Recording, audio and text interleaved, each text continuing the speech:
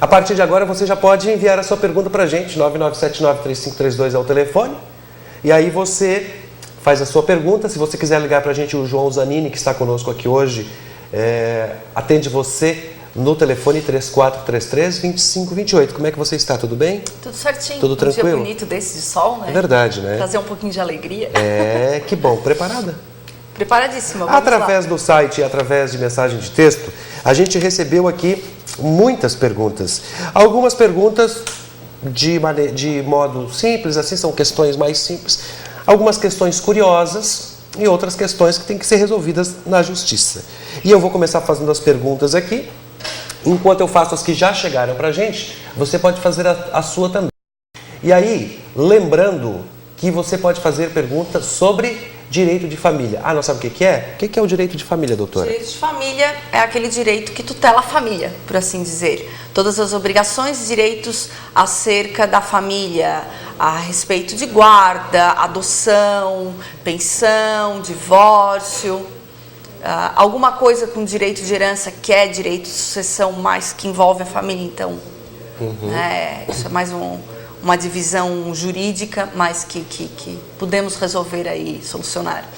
Tem algumas questões que, na verdade, não são nem questões jurídicas, mas como a doutora Patrícia faz essa questão da área de família, a gente traz a pergunta, passa para ela dar a sua opinião acerca disso, que é uma pessoa que entende e não pode, de repente, abrir a cabeça de quem precisa, né? Que é o caso do nosso telespectador que tem 20 anos e diz o seguinte: meus pais restringem minhas amizades e a minha religião. O que fazer? Tu sabe que o advogado de família ele é um pouco psicólogo, né? A grosso modo, por favor. É complicado isso, né? Restringir com o que o filho pode falar, com o que o filho não pode falar. Ele tem 20 anos. Juridicamente não tem muito o que fazer, porque ele já fez 18 anos, então, civilmente, ele é uma pessoa capaz. Eu aconselharia um pouco de diálogo, de conversa, e os pais têm que ter consciência também que esse filho tem direito à sua privacidade, às suas escolhas, a questão discriminatória. Eu tive muitos casos quando eu advoguei em direito de família, tenho e vejo muitos casos até de filhos que são homossexuais, que os pais querem que... Pai tem que amar, né, Daniel? Pai tem que amparar, pai tem que... E vice-versa, os filhos têm que amparar os pais na velhice, isso é lei. Eu sugeria para esse garoto de 20 anos dar uma conversadinha, dizer, poxa, pai, vamos entrar num consenso, eu não penso assim, eu penso... Tudo com respeito, respeito. Então tá certo. Doutora, morei com uma mulher durante 3 anos e nos separamos. Gostaria de saber se tenho direito a bens dela, provavelmente, né? Bem, a união estável, como ela é regulada por lei, tudo aquilo que tu adquire durante a constância da união estável, ela te dá um direito à meação, se há uma participação para aquisição desse patrimônio, né? A participação aqui, às vezes as pessoas pensam, tem mulheres que não trabalham, mas que participam porque tem o dever da sociedade da união estável. Ela dá direito a 50%. Então, teria que analisar aí o caso, se esses bens foram antes da união, como é que foi a colaboração dessa pessoa para adquirir esses bens, mas a regra é 50% de cada. Quero me separar, mas meu marido não quer sair de casa. Temos uma filha e ele nunca me deixou trabalhar. O que fazer? Tem uma medida protetiva para esse tipo de situação, que seria a separação de corpos, né? Pediria, mas a separação de corpos também, ela tem que ver o caso, o que é esse não sair de casa. E o fato da senhora nunca ter trabalhado, se conseguir provar em juízo, tem o direito à pensão, porque essa pessoa não tem uma... Mas teria que analisar um pouco de perto, idade, escolaridade, condição de ser inserida no mercado de trabalho. Mas tem uma medida judicial que pode pedir o afastamento do marido do lar. Se você quiser fazer a sua pergunta, agora pode enviar a sua mensagem de texto. 9979-3532 é o telefone para mensagem de texto. 3433-2528, você fala conosco. O Zanini anota a sua pergunta. Perco minha pensão vitalícia se eu vier a casar novamente? Essa pensão vitalícia, ela ficou eu não quero errar na resposta, né? Se é uma pensão por aposentadoria, por tempo de serviço ou por idade, porque se é uma pensão por morte, que é a pensão porque o marido morreu, perde. Mas isso é previdenciário. Estou aqui agora entrando um pouco na esfera do Dr. Douglas. Mas se a pessoa tem uma pensão por aposentadoria, por tempo de serviço e idade, não. Isso é um direito seu. Mas se é uma pensão por morte do marido, do falecido, ele sim, perde. Casando, sim. Aqui é um caso agora de pensão também, olha só. Como faço para provar que o pai de meus filhos recebe bem mais do que ele declara? Lógico, o juiz provavelmente fez a pensão de acordo com aquilo que ele ganha, só porque o cara recebe muito mais. Como é que ela faz para provar isso e colocar o marido na prensa? Porque daí vai ter problema com o leão também, né? Eu estou com um caso bem similar de uma pessoa que tem 3 filhos e o marido declara que ganha R$1.400 e na verdade ele ganha mais 6.000. Então, é só falar uma palavrinha mágica. Receita Federal, as pessoas têm, porque a maioria faz isso para não declarar. Vê que a ilegalidade ela te prejudica em tudo, né? Ela no fim das contas ela te prejudica, porque na verdade tem que juntar extratos, relação de bens. Extrato bancário é uma prova bastante forte para isso. Fatura de cartão de crédito, despesas. Como é que uma pessoa que ganha R$1.000 pode se permitir ter um carro de, sei lá, 50, 60 mil? Com 2, 3 filhos. A justiça é cega, mas não é burra. Então tem que juntar documentos nesse sentido, ou sentar com o seu ex-marido e falar, vamos dar uma voltinha lá no Ministério Público, talvez na Receita Federal, ver se essas suas declarações estão em dias.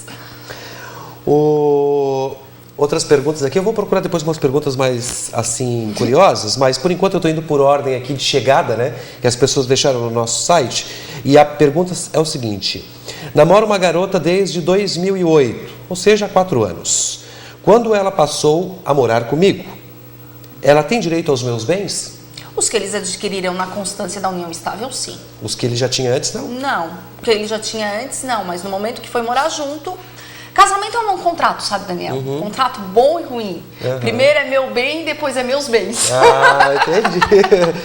Então tá. Olha só, o cara botou ele botou assim, ó, tenho 21 anos e 11 meses.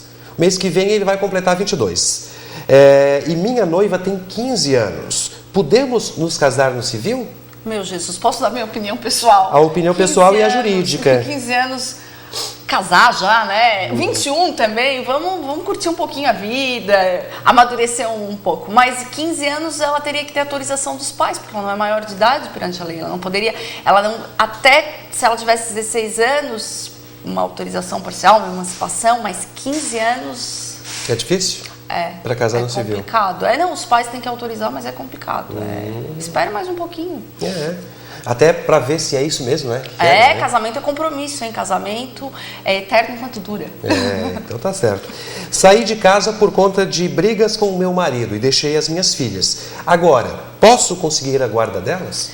Tem que fazer uma revisão de guarda. Porque no caso ela se separou, aí ela saiu de casa. Aí as filhas ficaram com o marido, porque, claro, estava na casa, né? Então agora ela já reconstruiu a sua vida, já está morando no lugar dela e tudo mais. Se organizou. Porque o problema maior da separação, na verdade, é que tu divide uma unidade familiar em 2. E essas 2 unidades familiares, elas têm que ser mantidas. Eu tenho até uma teoria que um dia, quem sabe, eu coloco aqui para o telespectador, dessa coisa de revolução feminina, sabe? Na verdade, ela deve ter saído de casa porque a relação está insustentável, mas ser esposa e mãe são 2 coisas distintas, mas que caminham juntas. Então, no caso aí, teria que entrar com uma revisão de guarda, teria que ver se essa guarda já está regularizada em lei ou ela é só uma guarda de fato. O que seria uma guarda de fato? O pai tem as crianças em casa, mora na mesma residência, mas não foi passado pelo crivo do judiciário, não tem uma decisão dizendo que ele é o guardião das filhas, dos filhos. Então teria que analisar isso de perto. A gente está recebendo uma pergunta aqui do telespectador, agora pelo telefone, a Priscila do bairro Liberdade. Ela diz o seguinte: eu tenho um processo de pensão alimentícia. O pai da minha filha foi preso e foi solto sem pagar o que devia, e ainda conseguiu baixar o valor da pensão. Como reverto a situação? Ele paga menos que o determinado pela justiça. Ele foi preso, ele paga menos a pensão. Ela tem um processo, no caso, para o rapaz pagar a pensão. Certo. Aí ele não pagou, ele foi preso. Certo. Só que daí foi solto de novo sem pagar, porque geralmente a pessoa é presa, vai lá, paga. Não, ou paga, ou quita a dívida, ou tem a pena 30 dias fica preso. Pois é, e ele foi solto sem pagar, aqui não disse, ele ficou esses 30 dias. Vamos supor que ele tenha ficado esses 30 dias que ele termina a lei. Daí não pagou o que devia, e aí ainda ele conseguiu baixar o valor da pensão. Aí ela pergunta se tem como reverter isso, ele paga menos que o que a justiça determinou. Não, se ele reverteu o valor da pensão, provavelmente ele entrou com uma revisional de pensão e conseguiu provar em juízo que não tem condições. Sempre digo e vou rebater, pensão é necessidade e possibilidade. Infelizmente, o volume de ações que existe para discutir pensão alimentícia, também o judiciário não tem uma estrutura para suprir tudo isso, porque a pensão alimentícia é uma decisão que tu precisa na hora. Ficamos um pouco em dívida com a sociedade em termos de lentidão processual e tempos processuais que as pessoas... A situação teria que ser entrar com uma ação na justiça e fazer uma ação de execução de pensão desses valores pagos. Menor, e indicando um bem a penhora, se essa pessoa tem um carro, uma casa. Eu vou passar já um telefone, Priscila, para você entrar em contato com a nossa produção aqui, para a gente tentar resolver o problema para você, tá? Doutora, deixa eu fazer uma pergunta antes de eu fazer aqui, eu vou fazer aqui do telespectador, eu vou fazer uma minha. Faz. Há uma diferença entre a separação, porque a pessoa fala, estou separado, e divórcio, ou seja, o divórcio ele determina a separação completa e total de qualquer coisa, e a separação é uma coisa que ainda tem uma ligação? Não, é o seguinte, porque antes a legislação ela previa primeiro a separação judicial, então as pessoas iam em juízo, se separavam, depois de um determinado tempo se entrava com o divórcio. Nessa separação poderia ser discutido a divisão dos bens, pensão, filhos, todos os itens da separação. Com a reforma da lei, hoje não existe mais separação. Hoje é divórcio. Então, hoje, tu consegue ir em juízo, porque as pessoas se divorciam para casar de novo. Mas, tipo, eu sou casado com você, se eu só sair de casa, a gente está apenas separado, mas de fato, estamos ligados ainda pela lei. Sim. Teria que entrar com divórcio. Porque... Desculpa.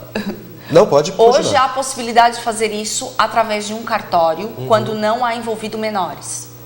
Porque a pergunta que vem a seguir... é exatamente sobre isso. Daí, por isso que eu perguntei se separado poderia ter uma diferença. Certo, porque o telespectador diz o seguinte: eu estou separado desde 2010. 2 anos só. Minha ex-mulher tem direito ao prêmio que ganhei na loteria? Olha só que mulher azarada.